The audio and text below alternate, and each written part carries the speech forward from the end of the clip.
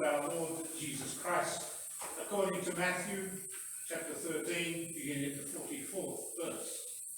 The kingdom of heaven is like treasure hidden in a field, which someone found and hid. Then in his joy he goes and sells all that he has and buys that field. Again, the kingdom of heaven is like a merchant in search of fine pearls. On finding one pearl of great value, he went and sold all that he had and bought it. Again, the kingdom of heaven is like a net that was thrown into the sea and caught fish of every kind. When it was full, they drew it ashore, sat down, and put the good into baskets that threw out the bad. So it will be at the end of the age. The angels will come and separate the evil from the righteous and throw them into the furnace of fire, where there will be weeping and gnashing of teeth. Have you understood all this? They answered, yes. And he said to them, therefore, every scribe who has been trained for the kingdom of heaven is like the master of a household who brings out his treasure, what is new and what is old. When Jesus had finished these parables, he left that place. He came to his hometown and began to teach the people in their synagogue, so that they were astounded and said, where did this man get this wisdom and all these deeds of power? Is not this the carpenter's son? Is not his mother called Mary? Are not his brothers James and Joseph and Simon and Judas? And are not all his sisters with us? Where then did this man get all this? And they took offence at him. But Jesus said to them, prophets are not without honour except in their own country and in their own house. And he did not do many deeds of power there because of their unbelief. This is the gospel of the Lord.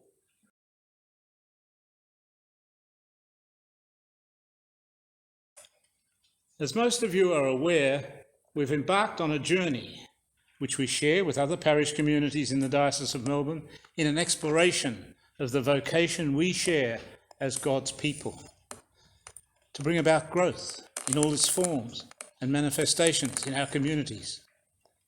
As we embark on this reimagination of the future, I believe that today's readings can help us find our way.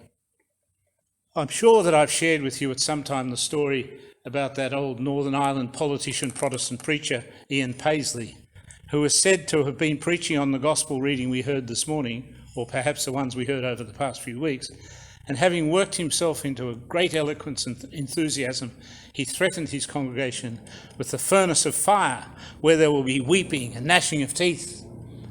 A little old fellow in the back pew called out, I don't have any teeth. Paisley, in his enthusiasm, thundered, teeth will be provided. As a story, this has some appeal and is worth repeating, if only to add to the rich store of stories, both truthful and apocryphal, about Ian Paisley. And I'm not sure which this is.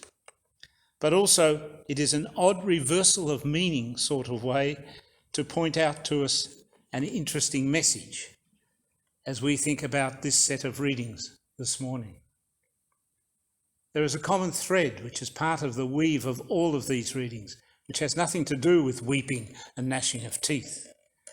The thread is found in the great gift that is there for those who choose wisely, who make the right choice for God. Solomon made the right choice.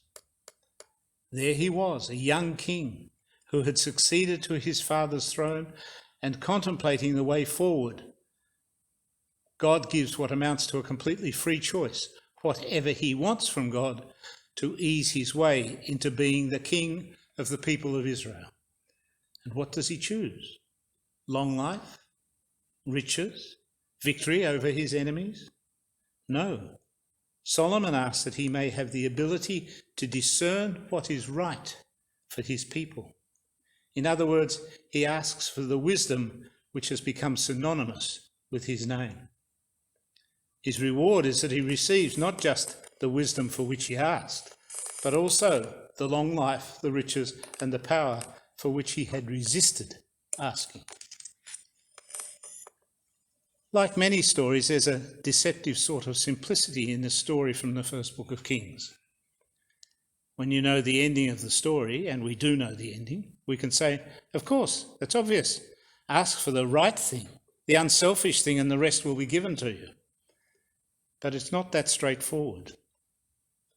There is a risk in making the right choice, as we see in our gospel story, where the point is not the weeping and gnashing of teeth that so attracted Ian Paisley, but the risk that is taken to secure the reward, buying the field in which you have discovered the hidden treasure, or the selling of everything for the chance to buy that one pearl. This is the risk we take when we opt, personally or as a community, to follow Jesus and to be servants of God among God's people. The reward is for those who are prepared to take a chance to secure the reward of desiring the right thing. Here is the promise of God in this New Testament covenant, which reflects God's covenanted relationship with King Solomon all those years ago. The third parable in the passage, the net full of fish, emphasises the need to make the right choice, to opt for the right course of action in life as a follower of Christ. So what is the reward that is on offer to us, and what is the right thing to seek in order to gain that reward? Perhaps we should tackle this second question first. What are we to do? We who are, as Paul puts it, those who love God, who are called according to his purpose. What is the practical expression of the faith that we will affirm as ours in the words of our creed later in this service? Surely the answer from today's gospel, as does the answer to many questions we ask about the church, lies in making the right choice. And making the right choice is to choose, with Solomon, discernment of what is right for God's people. And in many ways this comes down to being hospitable and accepting hospitality. As Jesus says in chapter 10 of Matthew's Gospel, whoever welcomes you welcomes me, and whoever welcomes me welcomes the one who sent me.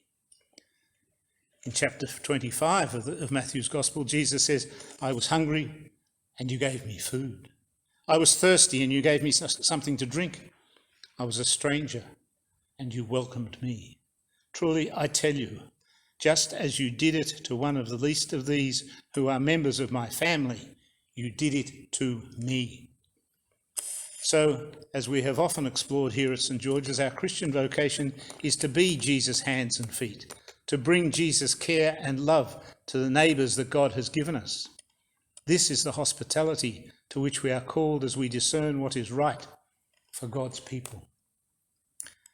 The problem with this is that we're often confronted with too many instances of need.